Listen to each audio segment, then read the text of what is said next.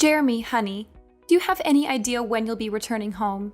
Your father doesn't appear to be well. We've taken him to the hospital. Do you think you'll be able to make a visit? Oh, is it finally the moment to bid farewell to the old man? It's time.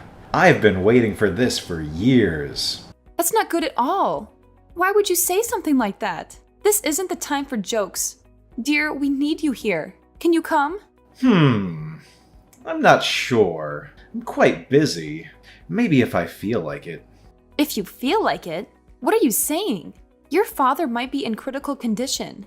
It could be life-threatening. I said I'm busy. You can be so persistent sometimes. Oh, by the way, if any other relatives come to visit, make sure to tell them that I'm late due to work. I can't have you telling stories and ruining my reputation. Make sure they still think I'm a great guy. All right, I will. But honey, I'm certain your dad would be delighted to see you. Your visit might be just what he needs to recover. We'll be waiting. Please come as soon as you can. Yeah, whatever. I thought taking care of the house was your responsibility. And now you're bothering me with all these things I really don't care about. You should really do better. Aren't you supposed to be my wife? All right, I'll try my best. But please promise me you'll come and visit when you have the time.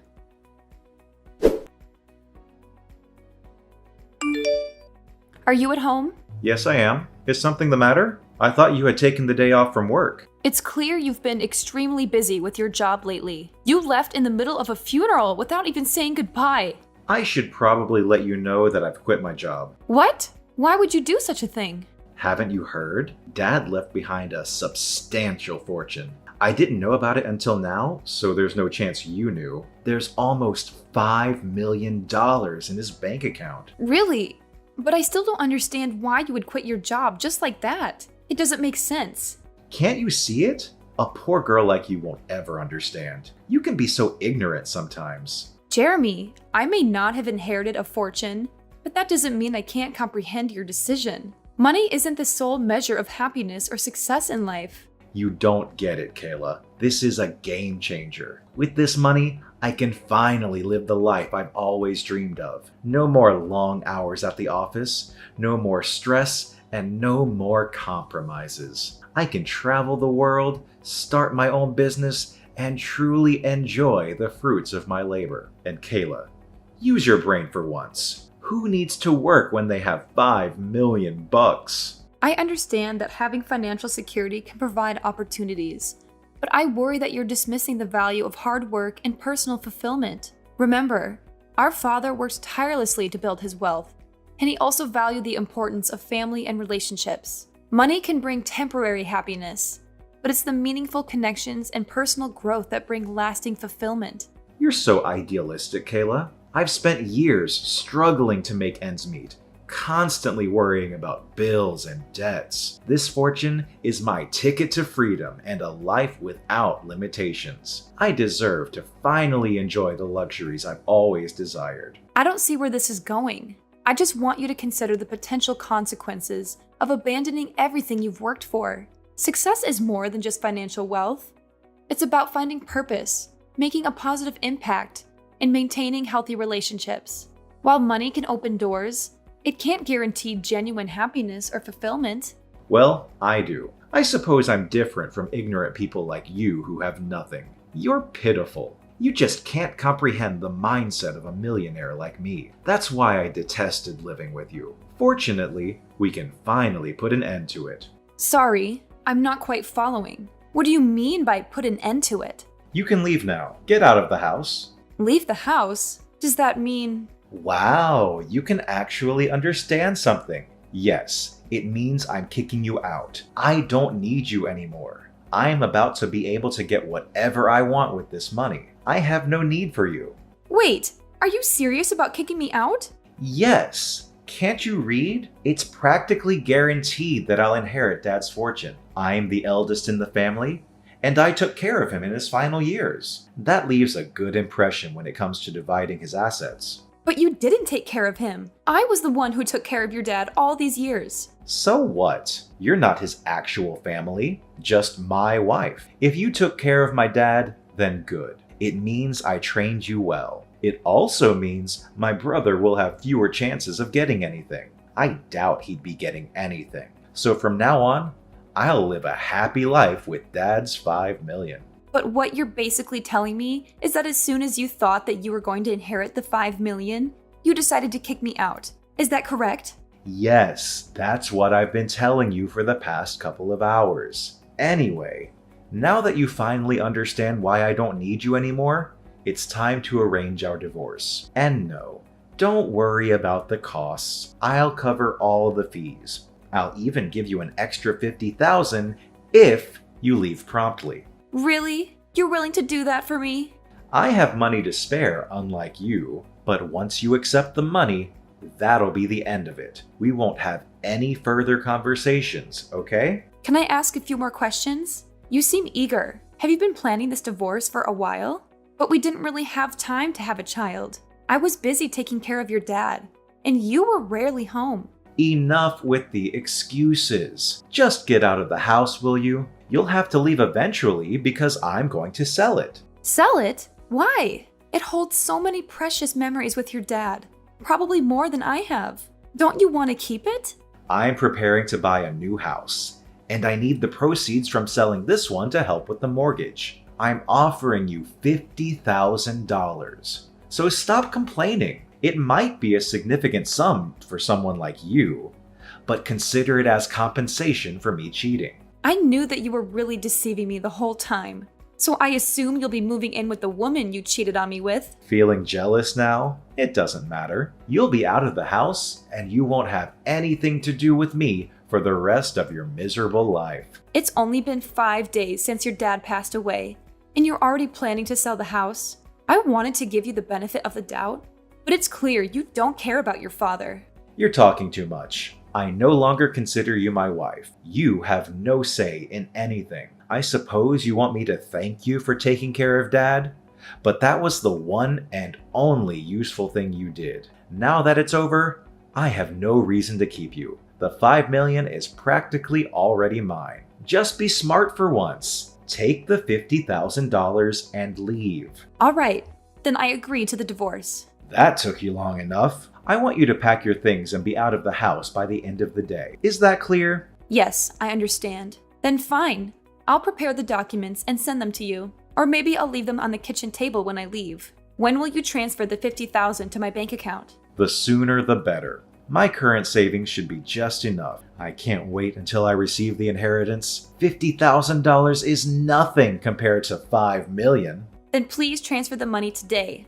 I'll accept it as compensation for you cheating on me. Thank you for taking care of me, even though there really isn't much to thank you for.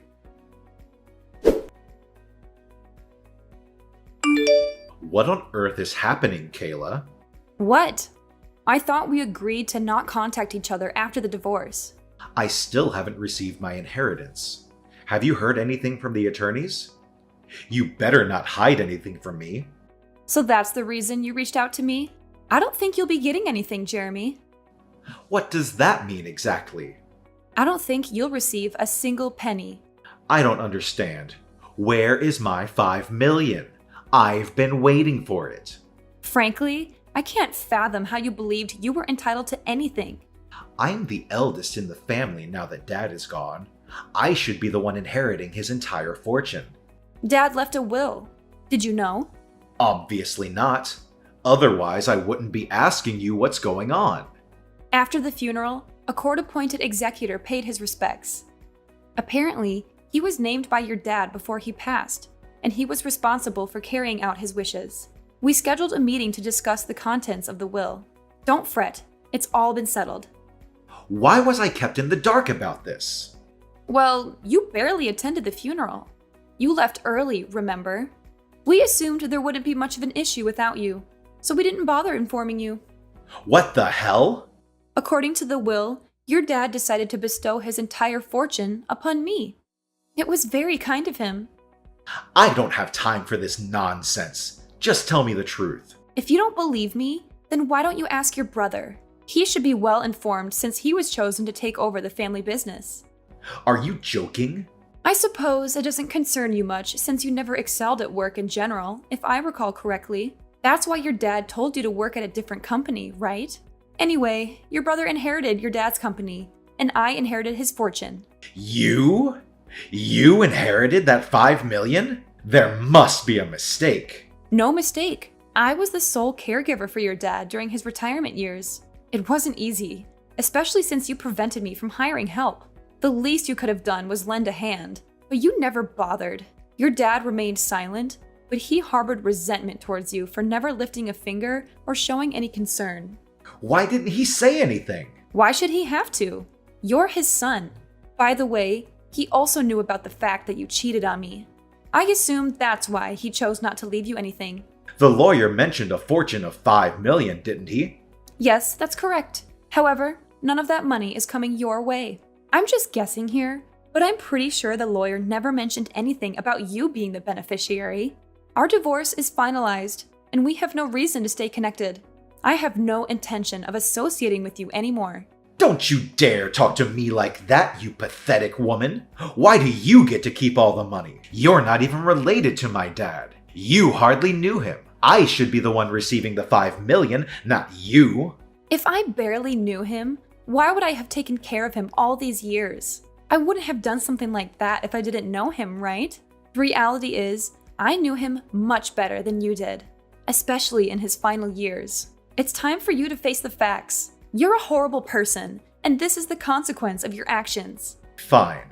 Whatever. I guess you knew him. But that's not what we're discussing right now. Stop going off topic. Really? I believe it's entirely relevant. You're the one who started the conversation about what happened to the money, right? I'm just trying to be considerate and explain how your father, out of his kindness, decided to leave me his fortune. And I'm explaining why you won't receive a share from such a kind-hearted man. I don't see why you're having trouble understanding.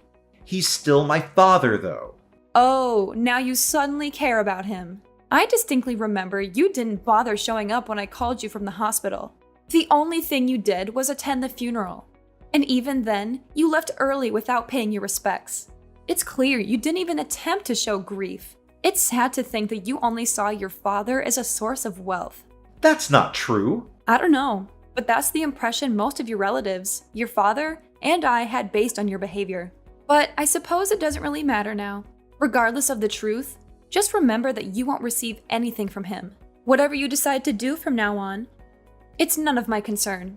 We're divorced, so do as you please where I can't see you. I'll make sure you regret your arrogance. And what about the $50,000 I paid you? What about that? We already discussed that. It's compensation. Compensation? What do you mean? It was your suggestion. Compensation for your infidelity. If you have any further issues, please address them with my lawyers. I have no interest in listening to your complaints all day. I have nothing more to say to you. But my money? Where's my money? Perhaps you should reflect on your behavior. You were so consumed with work that you rarely came home. You hardly contributed to taking care of the house, let alone your father. Even when you were home, you spent your days lounging on the couch, watching TV like a sloth. Frankly, I think both your dad and I had enough. We expected more from you, and I'm sorry it had to come to this. It's not my fault I was busy. Are you implying I'm not allowed to take a day off and relax? No, that's not what I'm trying to say. But were you genuinely busy? Are you certain you weren't out with the person you were cheating on me with? Considering your lack of dedication to work, I doubt you had any important responsibilities at the company. It's not just your work ethic that's an issue, it's also your values. If you think divorcing me the moment you were about to receive $5 million was a wise decision, then I have no words for you. It's not like that. I had my own problems too. I was under a lot of stress. I'm simply not the kind of person who shows or discusses it openly. Come on, there must be some goodness in you. Share the inheritance with me. Don't you think it's unfair to keep all that money to yourself? I never realized you were so greedy. What problems did you have? Care to explain? No matter how many times I asked, you hardly contributed any money towards the house. When I faced difficulties, you were having fun with your secret lover. It's not fair to me at all, you know. And it's even more unreasonable that after all your stupid actions, you still want me to share my fortune with you? Don't think you can deceive me again. There's no point in continuing this conversation, is there? I've already moved out of our old house, just as you requested. If you want to sell it and buy a new one, go ahead. I don't care. Just don't think you'll be getting much out of it, Jeremy. But I invested $1 million in the new house. I already have a mortgage. I plan to pay it off with the inheritance. Now what am I supposed to do? I'm broke! I don't know, but don't ask me. It's not my problem. You were the one who offered $50,000. I simply accepted it. But things weren't supposed to turn out this way. You have no one to blame but yourself for all of this. I think it's time you face the harsh reality, Jeremy. I'm sorry, dear. I apologize for my actions. Please forgive me. Give me my share of the inheritance, will you? Your father didn't leave you anything, remember? A portion of 0 is still 0. You're not receiving anything. I want nothing more to do with you. Everything your father left behind is now in my hands. I understand that I made mistakes, Kayla. But can't we find a way to move forward? I know I messed up, but I'm willing to make amends and change for the better. It's not just about your mistakes, Jeremy. It's about the years of disregard for our relationship and the pain you caused. It's about the sacrifices I made while you were too busy chasing after your own desires. Your apologies are empty words without genuine actions to back them up. I know I can't undo the past, but I'm willing to learn from my mistakes and work on rebuilding our relationship. We've been through so much together, and I still love you, Kayla. Love me? How ridiculous. You may say you love me, but your actions have proven otherwise time and time again. It's not just about the inheritance. It's about the years of emotional neglect and the disregard for our partnership. I understand that I hurt you, Kayla, and I'm truly sorry for that. I want to make things right and show you that I've changed, but we can address the issues that led us to this point and work on rebuilding our trust. Please, Kayla, don't shut me out completely. I know I messed up, but I still believe in us. Let's at least try to find common ground and work towards healing and understanding. It's over. Right now, I need to prioritize my own well-being and find happiness on my own terms. I hope you have fun with your job and your new girlfriend. But I don't have a job anymore. I don't have a job, and I have a mortgage to pay. Your ex-husband is going through a tough time right now. Shouldn't you fulfill your duties as a former wife and help me out? I'm not your wife anymore, honey. Did you forget? We got divorced. Please, help me. Even though we're no longer married, we spent years together. We used to love each other deeply. But did we really? If we did, it was a long time ago. The past few years have been incredibly challenging for me. I dedicated a significant part of my life to taking care of your dad. There are numerous things I missed out on, and I believe he recognized that too. I'm making up for lost time now. I'm sure he would want me to spread my wings. I understand that you feel like you missed out on things, but that doesn't erase the love we once had, right? Remember the time I always cared for you? And we also had our memories together. Jeremy, caring about someone and being in love are two different things. Yes, we shared a history, but that doesn't mean we should continue a relationship that isn't fulfilling for either of us. Life is too short to remain in a stagnant or unhappy situation. I can't imagine my life without you, Kayla. We've been through ups and downs, and I always thought we would find a way to make it work. I know it's difficult to accept, but sometimes relationships run their course. We both deserve to find happiness and fulfillment, even if it means going our separate ways. I'm nearly 40 now, but it looks like life will finally become better. I've spent years putting others before myself, and now it's time for me to prioritize my own well-being and personal growth. I'm sorry to say that I can't say the same for you, Jeremy. Don't give up on us so easily, Kayla. We can work through this. Could we please find a way to reconnect? No! Can't you just stop irritating me? Listen here. It's important to acknowledge that people change and evolve. The person I am today is not the same person I was when we fell in love. I've grown, and my priorities have shifted.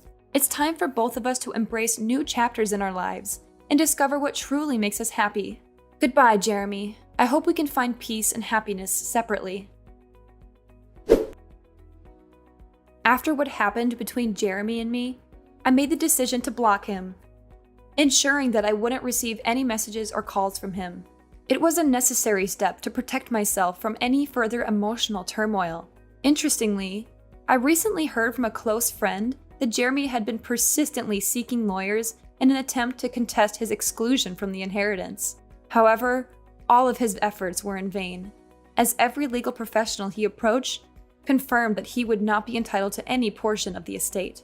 It was at that moment, when faced with the unanimous verdict of legal experts, that Jeremy finally came to the stark realization that there was nothing more he could do to alter the situation. The consequences of his actions had caught up with him, leaving him not only emotionally shattered, but also financially devastated.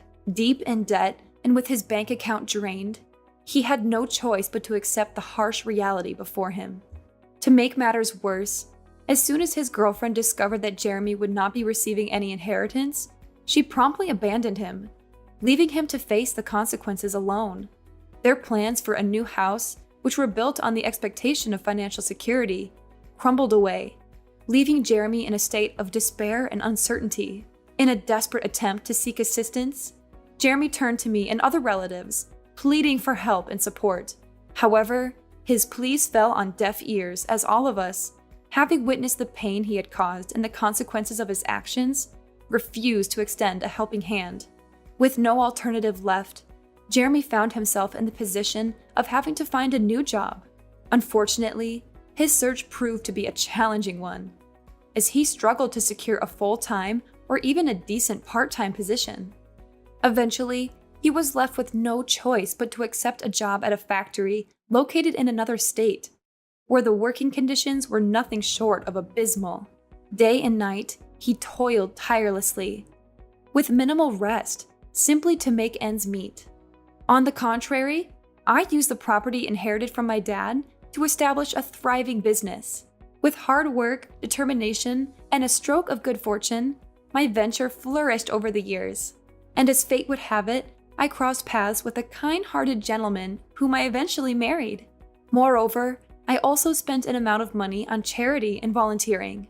These voluntary activities really helped me to find peace in my heart, so that I can begin a new chapter of my happy life. In essence, my goal in life is to find true happiness and make the most of the opportunities that come my way.